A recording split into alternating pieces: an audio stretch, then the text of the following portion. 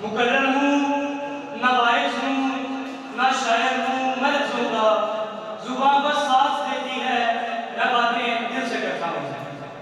سکنے شرح سارے محفل، ارباب علم و دانش، محترم و محتشم اساتذہ کرام اور ہم اپنے ساتھیوں، السلام علیکم۔ موضوع سخن دل سوز ہی نہیں، دل فگار بھی ہے۔ اسے الفاظ کی لڑیوں میں پرویا ہے تو آج کا عنوان بنتا ہے، تھے تو ابا وہ تمہارے ہی مگر تم کیا ہو۔ موضوع سامعین، اقبال کے ہاں نوجوان ملت سے خطاب کے کئی اسلوب ملتے ہیں۔ اقبال کی روح آج کے مسلمان نوجوان سے سوال پوچھتی ہے، کیا نوجوان تجھ میں تیرے آبا و اجداد کی روح نظر نہیں آ رہی؟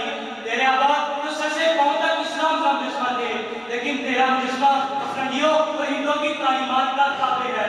دیارے خیر کی رسموں نے تجھے جھنجھوڑ کے رکھ دیا ہے۔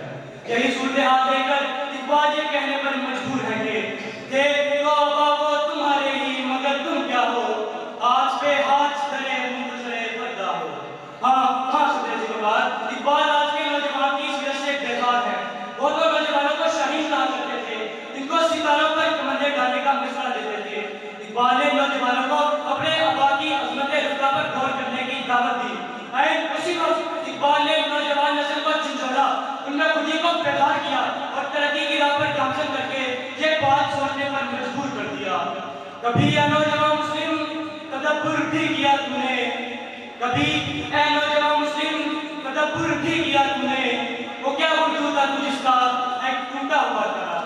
موزی سامعین، اقبال نوجوانوں کے آبا و اجداد کو فلک قرار دیتے ہیں اور آج کے نوجوان کو اسی فلک سے ٹوٹا ہوا ایک تارا کہتے ہیں۔ ذرا غور فرمائیے، جب اقبال نوجوانوں کو بیکار مشاغل میں الجھا دیتے ہیں تو اقبال کا دل خون کا ہوتا ہے۔ وہ نوجوانوں کی سستی اور کاہلی پر لہو ہوتے نظر آتے ہیں تو پکار اٹھتے ہیں، تیرے صوفے ہیں افرنگی، تیرے قالین ایرانی، تیرے صوفے ہیں افرنگی، تیرے قالین ایرانی، لہو مجھ کو رلاتی ہے جوانوں کی تناسانی۔ مجھے ناظرین، اقبال جو قوم اپنے اسلام کے عطا کردہ ذات حیات اور دستور کھو دیتی ہے، اپنے آبا کے اخلاق ترک کر دیتی ہے، وہ ذلت اور پستی کا شکار ہو جاتی ہے۔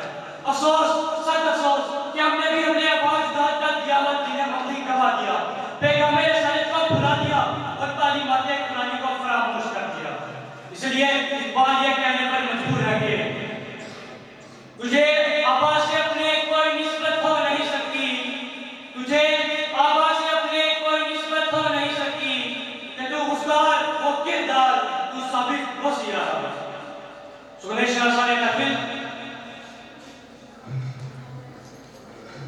اقبال آج کا نوجوان صرف باتوں کا شہنشاہ ہے، ہوائی قلعے بنانے کا ماہر اور ریت کے دروازے بنانے کا فنکار ہے، لیکن عمل سے خالی، بیکار اور فضول ہے۔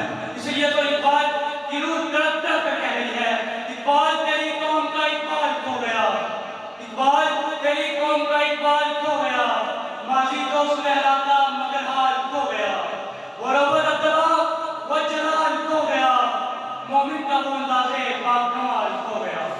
محترم حاضرین، آج کا نوجوان صرف باتوں کا روح رہ گیا ہے۔ آج کا نوجوان اپنے آبا سے کوئی نسبت نہیں رکھتا۔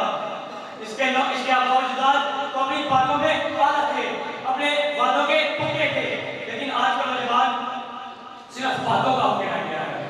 ہمارے آبا میں محمد بن قاسم جیسے جلی جوان نے راجہ طائف کی اینٹ سے اینٹ بجا دی۔ ہمارے ہی آبا میں آبا و اجداد میں صلاح الدین ایوبی جیسے بھائی نے عیسائی تخت و تاج کو اجتماع کیا۔ ہمارے ہی آبا و اجداد میں صلاح الدین ایوبی جیسے بھائی نے عیسائی تخت و تاج کو اجتماع کیا۔